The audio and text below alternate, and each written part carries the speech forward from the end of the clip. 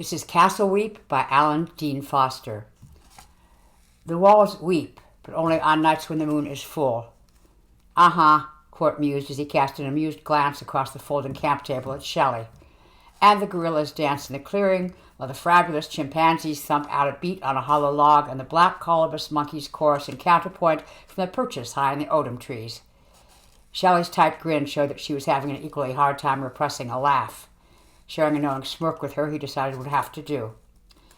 They were up in the northeastern part of the country, where Gabon fades toward the Congo and tempts the inhabitants of that unhappy country to risk an illegal dash across the border for a chance at a life in the more prosperous, less populated neighbor.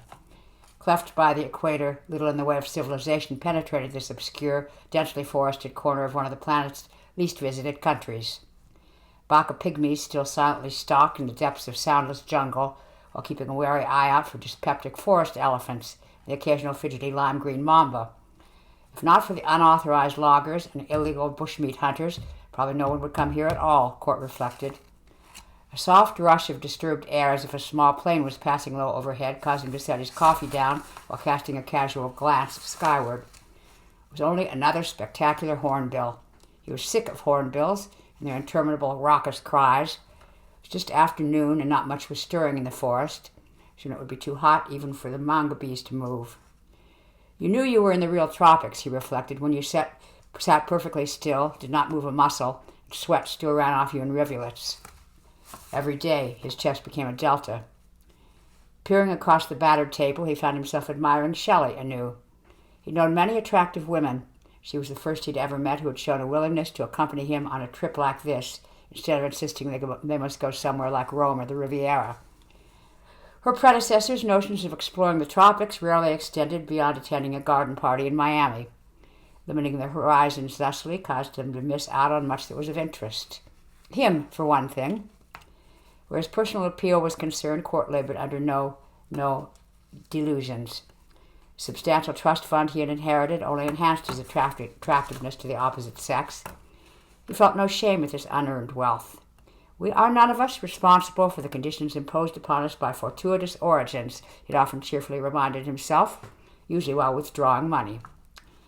Now, as they neared the end of this particular journey, having gone about as far north in Gabon as one could go without running out of road entirely, the driver apparently felt it necessary to conclude the last day with a fairy story. Let me guess. Court winked at Shelley, who had to lower her gaze to hide her smile. You're referring to a secret place, and nobody knows about it but you. Yakuba looked offended. Not so, Mr. Court. Many people know about this place. They just don't go there. Shelley could restrain herself no longer.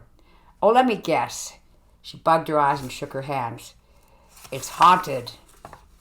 The guide pursed his lips. He was a small, slightly built man from a coastal tribe, but no pygmy. In addition to being a student of local history, he was also an excellent driver, a self-taught 4x4 mechanic, a decent cook, and fluent in English and French, as well as an unspecified number of local languages. He was an educated man, having attended college, though family needs had prevented him from graduating. He had revealed to Court his true dream was to be a historian, but when one had an extended family to support, one took what work was available. Given the man's background, Court would not have expected him to lend credence to local superstitions. You joke at my expense. Yakuba was clearly hurt. If you don't believe me, ask the Fang. Court started to laugh aloud, but caught himself. The Fang? Don't you mean a Fang? The driver eyed him patiently. The Fang are a large and powerful tribe in this area. They know the territory of which I speak better than anyone. They know full well what lies hidden among these mountains. Even they will not go to the place I tell you about now. Court nodded, sighed tolerantly, and took a swig from the mug sitting on the table in front of him. He'd had just about enough of camp brew. Would be glad to get back to Boston and some decent coffee. Such unavoidable impositions aside, he had to admit he had enjoyed the trip, even if the principal motivation in embarking upon it had been to provide him with the means to yet again one-up his many sometimes insufferable globe-trotting friends. To the best of his knowledge, none of them had ever been to this part of the world. Naturally, he could not resist the opportunity to beat them to it. Once home, he would regale them with tales of his adventures while delighting in their inevitable expressions of envy. I suppose you're referring to some ancient, mysterious relic of a bygone race and age, he ventured. No. Yakuba spoke not as a guide, but with the assurance of a scholar. The place I speak about is only a few hundred years old. It was built by Europeans. Court perked up slightly. It was not the response he'd been expecting. Europeans? What Europeans? Clearly pleased to share more knowledge of his homeland, the guide continued. No one knows for certain who came to the place first. Given the age of the walls, most probably the Dutch. But it might have been the French, or the English, or quite possibly the Portuguese. At one time or another, all of them could have had a hand in it. Court looked again at Shelley. While informative, their driver was still being evasive. So, at this place on the night of a full moon, there are walls that weep. What kind of walls, Yakuba? Stone walls, the walls of a castle. Now that was interesting, Court decided. Could the ruins of some forgotten British or Dutch outpost lie this far inland, beyond mountains and across forest, overgrown and concealed by centuries of festering jungle? During the great age of exploration and colonization, the Europeans had built and maintained posts all along the west coast of Africa. But until the 19th century, few of them had ventured very far into the interior. Still, big local rivers like the Ivando and the Ague offered a route inland, just as the great Congo itself did farther to the south. What lure might have drawn early European explorers away from the coast and into the hellish, fever-infested hinterland? There was gold around here, and diamonds all over Africa. Had some undocumented explorers found and then lost a diamond mine? As for the weeping walls, a full moon might produce just enough of a tidal surge in a pool or river to send its water trickling over the old stone walls of a cistern or two, giving it the appearance of weeping. Or so Court chose to surmise. He would have been the first to admit that he was no scientist. It was the best explanation he could think of on the spur of the moment, assuming an explanation was even called for. Yakuba might simply be yanking his chain. He gave a mental shrug. Why not check it out? It wasn't as if he had to get back to a job or anything. It'll be a full moon in a few days. If you're not just spinning us a tall tale, Yakuba, I think Shelley and I would be interested in having a look at your weeping walls. The driver immediately looked away. No, you are right. It is just a story, monsieur, a forest fable to amuse children. Court grew annoyed. First, because he didn't like the guide's tone. Second, because people did not say no to William Edward Court. But he did not get angry. Come on, Yakuba. You tell us this story. You get to me to where I'm half believing you. Then when I seek actual confirmation, you decline to provide it. As the diminutive guide turned to face him, Court was startled to see the man's expression was not one of defiance or uncertainty, unmistakable fear. I know of this place, Mr. Court.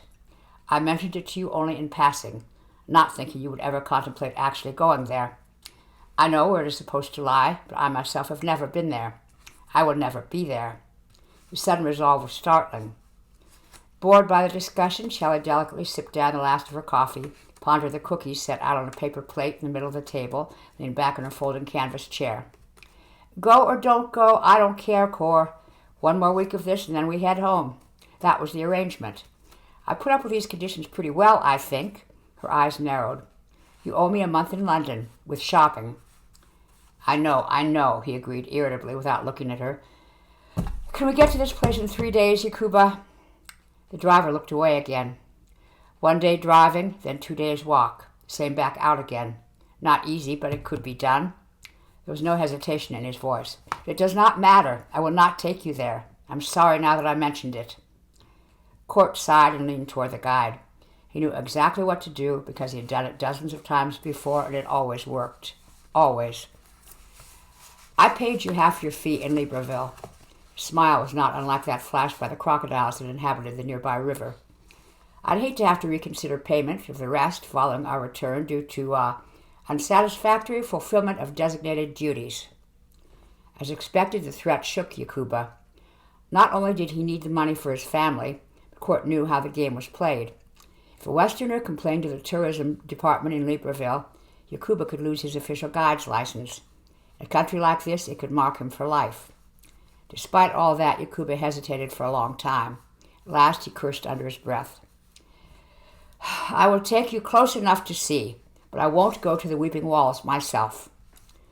Court put his hands behind his head, leaned back in his seat, and nodded complacently. Fine. You stay with the tent and the rest of the gear. That's all we want is to have a look. He eyed his companion. Isn't it, Shelley? She did not turn back to him. A bird was singing in the trees, and she was trying to locate it. If you say so, Cor, she said absently, then it's settled. Even if they didn't find a lost diamond mine, he told himself as he pushed back from the table, there might be relics of historical value. His bank account would ensure smuggling such artifacts out of the country would pose no obstacle. He might get his picture in the paper back home. The anticipation was delicious as he envisioned the boys at the club pondering that and fuming. Pain made him wince suddenly. Looking down, he slapped hard at whatever had bitten his exposed calf. Something small, multi-legged, and dull blue in color scampered madly off his leg as it made for the cover of the low scrub beneath a nearby land cruiser. His momentary visitor was not close kin to what one might expect to encounter on, say, the grass of Boston Common. Central Africa, Court reflected, would be a far more tolerable place without the bugs. It was a stupid idea. The notion that it had been a stupid idea struck Court forcefully about an hour after they had left the land cruiser parked at the terminus of a winding, bumpy, near impassable track could not by any stretch of the imagination actually be called a road. What kept him going now, that they were on foot, was not an overwhelming desire to see their guide's conjectured weeping walls, but Court's sure knowledge that he would look like a prize idiot for having insisted on coming this far only to turn back at the first indication of difficulty. To her credit, Shelley was complaining no more than usual. At least they were both somewhat acclimated from the couple of weeks they had already spent in the country. But tramping through the jungle, real jungle, was very different from lounging about at places like the Lope Hotel with its fine restaurant and swimming pool and air-conditioned suites. Dreaming of air conditioning did nothing to improve his mood. Furthermore, Yakuba was not only leading them through raw jungle but uphill as well. Court's tone was cutting as he addressed the guide. Wouldn't an outpost, much less a castle, have some kind of road or at least an old trail leading to it? Yakuba looked back at him. Though he was carrying the tent and most of their supplies, the guide was hardly sweating. It has been a long time since anyone has come this way except local people, Mr. Court. Local people do not need roads, and the forest long ago swallowed any trail. You sure you know where you're going? I am sure. The place of the Weeping Walls is as well known to the people here as it is little visited. It has been well known for hundreds of years. A bit stiffly, he added, it is referenced in several books. We damn well better find something substantial, Court growled silently to himself. If not diamonds, then a couple of 100-year-old bottles of rum. Otherwise, a certain wise-ass guide was going to find himself handed a pocketful of coins instead of a fistful of euros when they finally returned to Libreville. Buttressing tree roots seemed to reach out, deliberately trying to trip them up. Once they had to freeze and wait for a browsing forest elephant to move out of the way. Later, the same day, they had to sprint across swarms of driver ants too extensive to go around. The presence of the ant swarms was further proof they were walking through primary, unlogged, untouched forest. The trick was to imitate a ballet dancer, employ the longest strides possible, and leave only the tiniest footprint while dashing across the restless, ever-moving surface. Despite their best efforts, every time he and Shelley found themselves successfully on the far side of a swarm, a few of the ferocious ants always managed to grab hold of a boot and scurry upward to bite and sting. A couple of frantic slaps was usually enough to finish off the isolated assailants. What happens if you just ignore the ones that get on you? They're so small. Do they just sting you and then drop off? Shelley asked as they plodded onward. Even while grumbling and soaked in perspiration, she still managed to look good, Court thought admiringly. Yakuba peered back at her. You notice how the ants that get on you always climb upwards? They're looking for your eyes. Oh, she quickly terminated that line of questioning. As if by way of compensation for the heat of the day, the first night away from the land cruiser and its conveniences proved surprisingly cool, but just as humid as the daytime. Lying on the ground, looking up through the tent's netting, Court found himself contemplating an endless, tree-framed black sky speckled with thousands of stars that barely winked. After several minutes of this, he turned to reach for the undulating shape lying on the foam pad beside him. An annoyed Shelley swatted his groping hand away. Are you out of your mind? Till I've had at least 2 showers and a full bath, you keep your hands to yourself. He persisted. Sweat doesn't bother me. You're more of an animal than any we've seen. Disgusted, she turned over on her side and away from him. The fact that her back was now facing him was in no wise discouraging, but her words were. He decided this was not the place to push that particular envelope. With a grunt, he rolled over onto his back. Small, fast-moving shapes were scuttling across the ground all around them, outside the walls of the tent. Somewhere nearby, an exhausted Yakuba snuffled quietly in his sleep. The sultry, oppressive reality of his immediate surroundings, Court reflected as he lay still, was not nearly as exciting as had been the contemplation of them back home in Boston. Ah, well. Another day would see them reach their mysterious destination. They would have a look around, and then they could start back. At least the sticking hack back to where they had left the Land Cruiser would be mostly downhill. As luck would have it, it still had not rained on them. Not only would sightseeing in a tropical downpour be uncomfortable, in the midst of a thunderstorm it would be difficult indeed to evaluate the legend of Weeping Walls, he mused as he drifted off to sleep. "This is as far as I go, monsieur." Court glanced at the guide. If Yakuba chose to run off, he and Shelley would have a difficult, dangerous time trying to find their way back. Even if they succeeded, if their guide beat them back to the car and decided to take off with it. "No, you're coming with us, Yakuba." The man's eyes widened. "Mr. Court, monsieur, I said I would bring you to the place, and I have done that. I also said I would not go up to it." He nodded skyward through the trees. "Soon the sun will be down. I have to start making camp." Court nodded curtly forward. "Then set it up next to one of your weeping walls. Wouldn't that be a good place to camp? There might even be some overhead shelter." Unsettlingly, Yakuba took a step backward. Court did not pursue. Not yet. He'd been quite an athlete in college, but he was not worried about the guide outrunning him, not even in the jungle. Especially not with all the gear that was still slapped to the man's back. Especially not if he had any hope of receiving the second half of his payment. Nor did Court raise his voice. He preferred to persuade with words rather than violence. It usually worked. It had worked with the girls in college. It had worked at the club. It would work here. It had always risen to a challenge. "Come on now, Yakuba. Be reasonable. Remember the remainder of your fee. I think Shelley and I have gotten to know you a little bit over the past couple of weeks. Surely you aren't afraid of some old ruins. This weeping phenomenon, if it's real, I bet I can explain what causes it. Maybe there's a small spring near one wall, or a pool of frogs who are more active during a full moon. There are plenty of possible explanations." Yakuba was not swayed. "No, monsieur, please, Mr. Court, sir." Court's expression hardened. "You don't come with us, you don't get paid. You get nothing more." Yakuba looked angry enough to fight, but Court knew he was trapped. The government would never take Yakuba's side in a dispute with a wealthy tourist. And if Court ended up hurt, none of the promised funds would be forthcoming anyway. Shelley stood nearby, examining a cluster of yellow flowers and ignoring the confrontation. She did not draw the blossoms close to sample their fragrance. Court had warned her not to touch anything in the jungle, not even pretty flowers. Yakuba abruptly seemed to cave in on himself. "All right, Mr. Court. I will come the rest of the way with you. As you put it, I have no choice. But please promise me that we will not stay long. You will look, you will see. I told the truth, and we will leave, oui?" "Sure." With a dramatic flourish, Court stepped to one side. "After you, Yakuba, monsieur." His expression grim, their guide resumed the trek forward.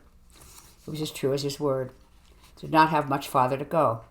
One moment they were completely surrounded by high trees and thickets of denser brush, and the next... "Well, what the Bingham do you think of that?" Court halted to marvel. Coming up beside him, Shelley futilely dragged a glistening forearm across her perspiring brow and pushed back her hat as she joined him in staring. "This is what we hiked 2 days through the jungle to see? A bunch of rocks?"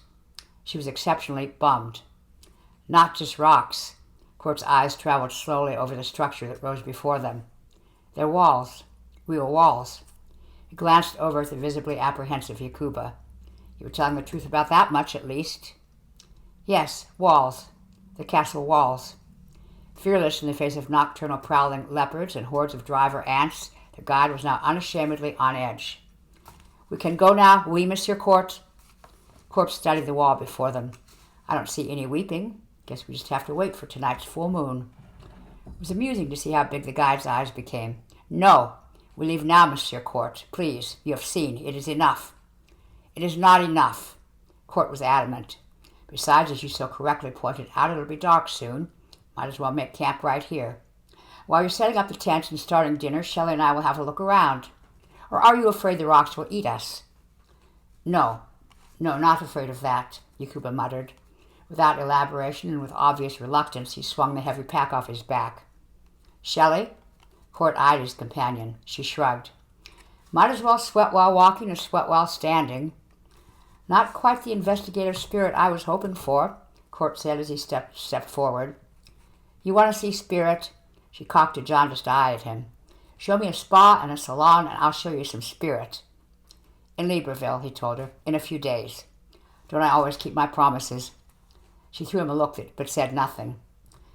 Though the walls confronting them were formidable, the structure did not resemble a castle in the historical European sense. Fashioned of blocks of neatly cut gray stone that had once been covered by white plaster, the inward-sloping ramparts were now carpeted in green moss so dark it was almost black. Opportunistic fungi thrust stark white caps and beige tubes from cracks where the binding mortar had crumbled away. Crusted with old rust, the protruding cylinders of heavy cannon jutted from bastions at each corner of the impressive fortification. Eyeing them, Court marveled at the effort and labor that must have been required to haul the massive weapons up a river and overland to this remote site. Of the heavy, double wooden gates that had once barred entry into the inner courtyard, only nails and clasps of failing black iron remained, fallen to the ground where they had been enveloped by eager vines and the questing roots of small trees. The wood itself had long since rotted away, consumed by the voracious, ever-opportunistic jungle. Kneeling to examine the ragged tongues of rusting metal, Court lamented that he was not historian enough to date them. He would have to query Yakuba later. To his untrained eye, they looked plenty old. Certainly not 20th century, he assured himself. Heedless of national laws that forbade the taking of antiquities, he thoughtfully pocketed a few of the smaller nails as he scanned the twilit courtyard in front of him. He had not hiked all this way for nails, even if they did qualify as antiques. Enclosed by forbidding stone walls 3 stories high, the courtyard boasted several equally overgrown freestanding stone structures. One clearly had contained living quarters. Another was just as self-evidently an old stable. They found evidence of a large communal kitchen, storerooms, a meeting hall of some sort, and a church. As Court and an increasingly disinterested Shelley explored the ruins' interiors, they found remnants of glazed pottery, furniture, even a few disintegrating moldy books. The writing in the latter reminded Court of Dutch, but the pages were so filthy and worm-eaten he could not be sure. Any potential valuable artifacts were notable only by their absence. Nearest to anything of worth they uncovered were a scattering of badly corroded silver spoons and knives. As he continued to pull out and ransack drawers in the kitchen, Court methodically shoved old silverware into a pocket. "We'll have another look around tomorrow," he told his companion. It's getting dark and I don't want to step in a hole or something. This wouldn't be a good place to sprain an ankle. As he started toward the doorway that led out of the kitchen, he was careful to step over the labyrinth of roots that coiled their way across the stone floor. Following closely behind, Shelley paused to pick up half a broken plate. It was white with blue design. "I hope Yakuba has dinner going. I'm starving." "He'd better," Court snapped. "I'm not paying him to sit around and pick his toes. I don't like his attitude lately either." He shoved a chair aside. Largely intact, it might have been worth something if not for the dozens of wormholes that riddled the intricately carved back. She ran a hand through the blonde hair she deliberately had cropped short for the trip. "Are you going to pay him in full now that he's brought us to this place?"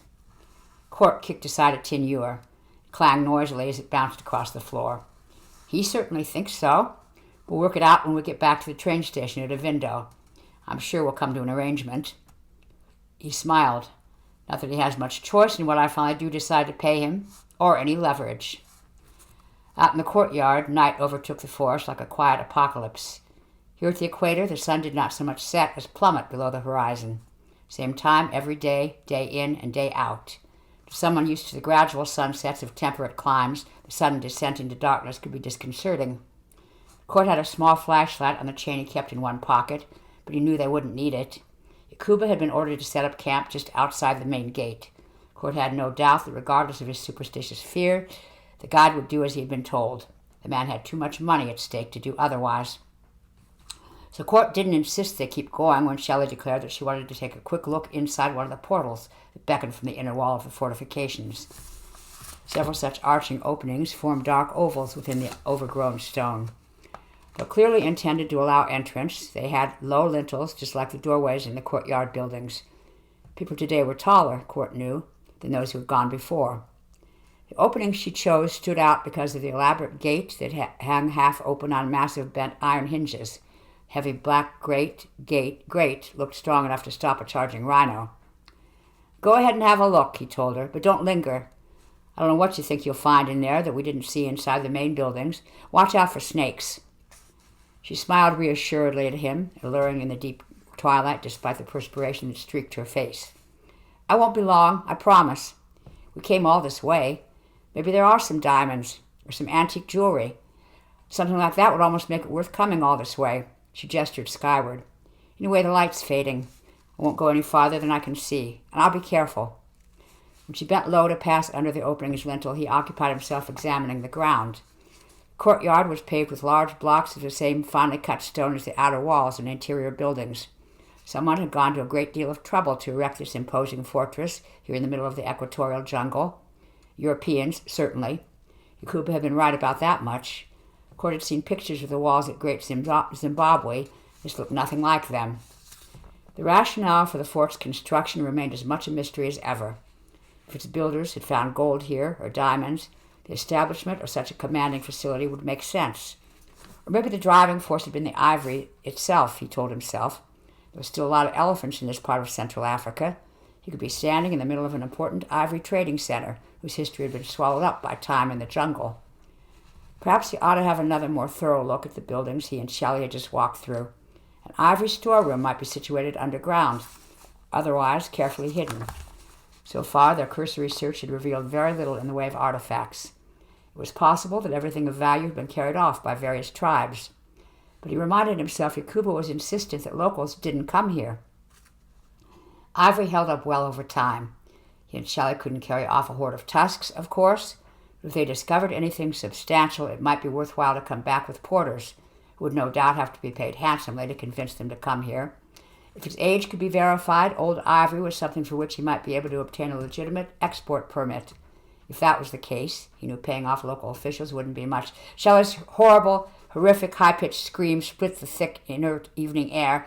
He forgot all about any possible profit that might be gained from the teeth of old, long-dead elephants. She was still screaming as he raced out of the central building, piercing quiver, testing the high register of what the human voice was capable of. It stopped cold by the time he reached the portal she had entered. A snake, he thought. Sweat made his shirt stick clammily to his back. She had seen a snake. Or, he worried, she'd been bitten by one. Or maybe she'd encountered nothing more than a big spider. Except, her screams had not been screams of fright. Those throaty, bladed trills had been full of pain. Something had hurt her. By now the corridor inside the wall had filled up with darkness the way a barrel fills with oil. Had she tripped and knocked herself unconscious, Court wondered? A place like this would likely be peppered with unmarked cavities. Old open wells, for example. Despite the confidence she had expressed, he realized now he should have insisted that she take the little flashlight. "Shelley! Shelley!" One hand rested on the corner of the dark portal, the stone damp and cold against his palm as he tried to peer inside. The inner depths were impenetrable, black as the inside of a cave. Extracting a small emergency light from his pocket, he squeezed it to life. The beam the twin LEDs cast was narrow but bright. He could not see very far ahead, but he could see clearly. Certainly clearly enough to avoid something as obvious as an uncovered well. Unexpectedly, the path he was following inclined downward. The uneven pavement underfoot was slick with moisture. It was plain what had happened, he told himself. In the gathering darkness, she had lost her footing on the slick cobblestones, slipped, and hit her head. That was why she was not answering his calls. It was a hypothesis that explained her present silence, but not the preceding screams. One scream, yes. Multiple screams. The corridor widened, turned a sharp corner, and continued to descend.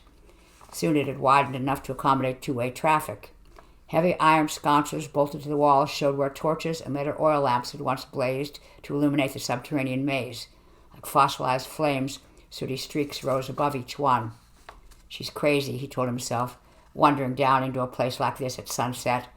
What could have driven her to keep going beyond where the fading sunlight reached? Darkness pressed in tight around him, while fingers of damp wormed their way beneath his shirt. Without the flashlight, it would have been impossible to see anything. Iron grate in the ceiling allowed the first hint of intensifying moonlight to illuminate a tiny portion of floor. Until that moment, he had not realized how far he had descended. The grate was at least 30 feet overhead. Where was he? Despite the twists and turns he had taken, he was certain he was still somewhere within the castle perimeter. Tilting back his head, he found that he could almost see the rising moon. Still gazing upward, he took a step forward and stumbled on something. Damn it! Lowering the beam of his flashlight revealed the chain he had tripped over. It lay on the floor in a haphazard heap, as if it had been dropped or fallen from a cart. The links were pitted and heavy. In the feeble light from overhead, the iron had a peculiar greasy sheen.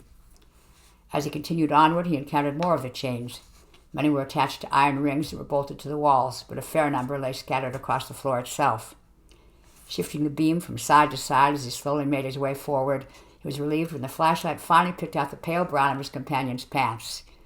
He barely had time to register the fact that the pockets were too high, were facing the wrong way. He didn't scream. It was because he inhaled so sharply. He temporarily stopped breathing, just as he stopped moving. Shelley was hanging from the ceiling, her legs spread wide, too wide. A worn, rusted, but still unbreakable iron shackle was clamped tightly around each of her bare ankles. As she swung slowly back and forth, blood flowed copiously down her front and back, soaking her shirt, staining her blonde hair dark, completely covering her face with the same slick sheen as oil on glass. Her eyes were wide open and staring. Left one bulged halfway out of its socket from the sheer force of her screaming. She had been pulled apart, split like a chicken wing. Her pelvis cracked and one leg wrenched almost completely out of its socket. The brief but intense screams he had heard echoed through him, repeating in his head like a bad heavy metal track, refusing to go away. In the heat and humidity and the cloying, cramping darkness, he found himself shivering. Something had. He spun in a panicked circle, the beam of his tiny light catching slashing brief pictures of walls, chains, ceiling, floor. Within the subterranean chamber, nothing moved. Shafting silently down through the iron grate overhead, cold moonlight etched a crisscross pattern on the stone floor. There was no sound, save for the steady dripping of blood under the cold rock. Then he heard it. The slightest of scraping noises, something moving over the stone, sliding impatiently across the same pavement on which he stood. A rough, unyielding, inorganic sound, not footsteps, not an animal. There was no soft flesh to muffle the noise. He brought his light around sharply to seek the source and saw the chain coming for him. Advancing like an iron serpent, it was slithering across the floor toward him of its own apparent volition. No one was pulling on it. No one was pushing it. Neither was it truly sliding, since it could not slide uphill. In place of a snake head, there was a circular shackle of heavy black cast iron. A single bolt held the hinged halves together. Fixed in the beam of Court's flashlight, it rose, cobra-like, to regard him. Ancient caked blood lined the inside of the shackle. The bolt unscrewed, and the two halves of the shackle parted, opening like jaws. What the fuck is that? His eyes widened.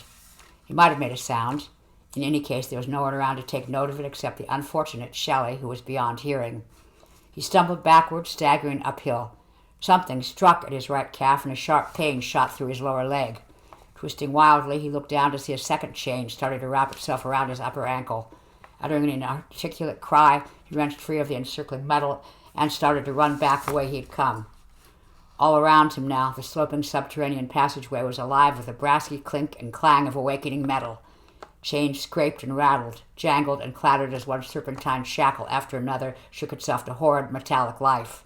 Court ran as he had never run, trying to keep to the middle of the corridor and away from the walls, dodging the mamba-like strikes of chains heavy and light, flailing madly at those that lashed out as they tried to wrap themselves around his legs, his torso, his thrashing arms. Somehow he made it out without falling, without being dragged down. Though distant and indifferent, the brightening light of the ascending full moon was as welcome a sight to his wild eyes as the flash and flare of the signs in Times Square on a Saturday night. Behind him, the deep, damp corridor that pierced the ground like a junkie's cracked syringe was alive with a rising, metallic cackle.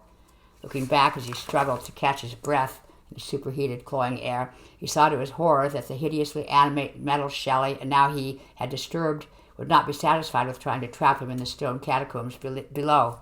It was coming out after him. Dozens, hundreds of links of chain, large and small, some with shackles attached, others adorned with draperies of dried blood, came heaving, writhing, and humping like a horde of gray-black worms out of the arched opening, as if a truckload of giant leeches had been dumped into the courtyard. With a cry, Court rushed toward the main gate, howling frantically for Yakuba as he ran. What the guide could possibly do he could not imagine, but if nothing else, the presence of another potential victim might at least divert some of the attention of the horror that was tracking him. Risking a glance backward, he saw that the metal coil still pursued him across the open stone courtyard. He shouldn't have looked back. As a result, he did not see the root that tripped him. It was not animate and did not reach up to grab at his feet, but it might as well have. He went down hard just inside the beckoning gateway. Losing the flashlight as he threw out his hands to protect his face, he managed to break his fall as he slammed forward into the corner of wall where a massive gate had once hung. Slumping to the ground, he grimaced as he rolled over onto his back. The liquid that filled his mouth was syrup and salt. Raising his hands, he saw where he had scraped them against the eroded rock. Both palms were bloody. His lower lip had caught the edge of the entrance and was bleeding as well. Horribly, he was not alone in his silent hemorrhaging. Blinking away blood and sweat as he pushed back against the moss-covered stone and struggled to his feet, he saw that the wall he had slammed into was wet. Reaching out, he ran his fingers down the rock. When he drew them back, they were sticky and sopping. Not with water. It had not rained all day. It had not rained while he had been underground. His fingers were covered with more blood. Blood that was not his. It was then that he understood. The walls were not weeping. They were bleeding. Eyes wide, holding his gore-soaked hand out away from his body as if mere contact with it would irrevocably find him completely coated with a thick, dark, alien fluid, he struggled to his feet. The moon was rising fast enough to enable him to see the courtyard, the central buildings, the closing inner walls without the aid of his dropped flashlight. Everywhere he could see, the ancient, laboriously worked masonry was soaking wet. Every surface leaked dark red fluid. It oozed from crevices between the stones, bubbling from pits in the courtyard, flowed in rivulets and pinched waterfalls from the cornices and carvings that decorated the main structures. Blood soaked the buildings, pulled up in the stable, filled the fissures and clefts in the paving stones. Ancient blood, but not forgotten. It was the thick, liquid ghost of all the blood that had been shed in this place down through the centuries. As it spread outward to submerge the courtyard in all its salty crimson wetness, the chains continued to hump and writhe their way toward him through the rising liquid. Some continued to rise up like snakes, but others formed different shapes. Behind him, a pair of small shackles near the ground, connected by chains to another pair higher up, were attached in turn to a much larger shackle in the center where a head might fit, he realized in horror. That was when understanding struck him through all the blood and noise, terror and night, which he had become engulfed. Lives and labor and treasures had not been expended to raise this fortress deep in the jungle to protect trade in gold or in diamonds or even in ivory. Castles, the European exploiters and their chiefly native allies had euphemistically called such places, perhaps to mask the real purpose for which they had been constructed.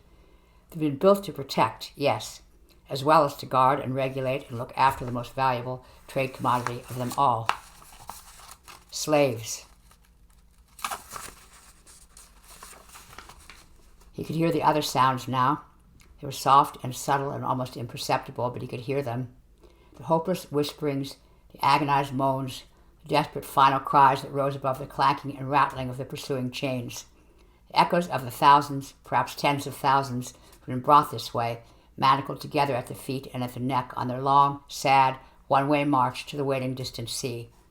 Torn from their villages by war or raiding parties only to be held here till the time came to send them in armed convoy to the coast. There they would be packed aboard ships bound for Brazil, for the islands of the Caribbean, for the south of North America, never to return. Many would never make it.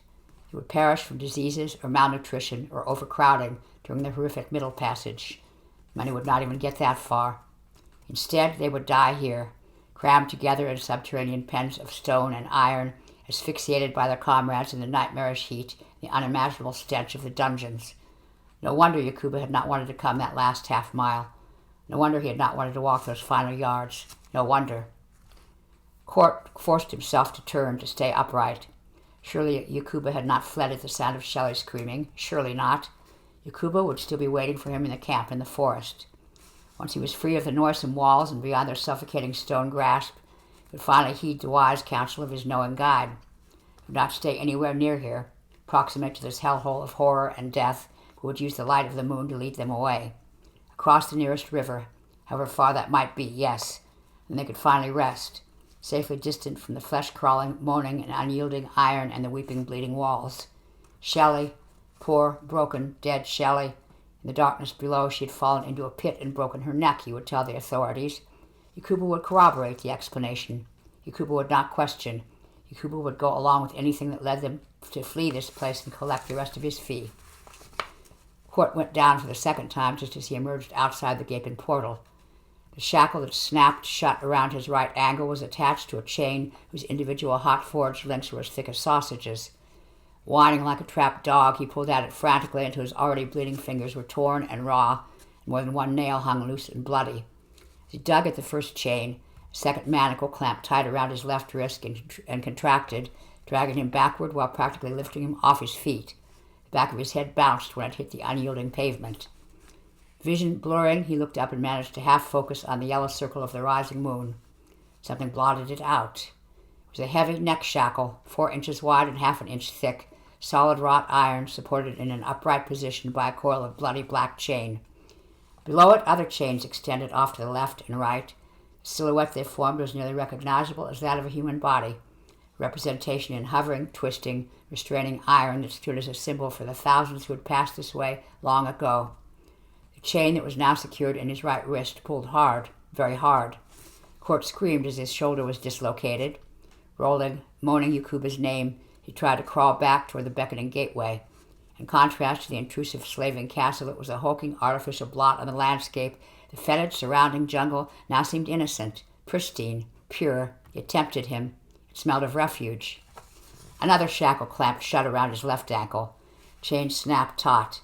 He felt himself being pulled backward along the ground, across the hard stones, his unwilling passage lubricated by a layer of blood that was not wholly his own. He tried to dig the tips of his raw fingers into the ground, but the rock allowed for no such purchase. The gateway receded in his vision, growing smaller and smaller in the moonlight as his sobbing, desperate form was dragged back into the castle.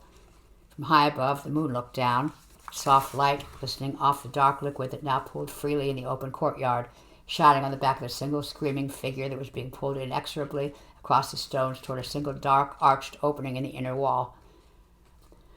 The moon had been witness to such sights for hundreds of years, knew that no one escaped from such a place. One could only be marched out, single file. That sorrowful spectacle had not been played out beneath its glow for a very long time indeed. The legs of the figure disappeared into that dark, unfeeling maw, then the torso, then the head. A last hopeless howl accompanied the disappearance of arms and hands and finally fingers. All movement within the ancient castle walls ceased, except for the weeping and the bleeding. As long as the walls stood, it would never stop. And the author notes, as for the castle, it is based on visits made to actual slave castles in Ghana, particularly Cape Coast Castle. Not so beautiful, but instructive. The low entrances, living quarters, chains, shackles, overhead grate, sunless corridors described in the story are, I regret to say, all too real.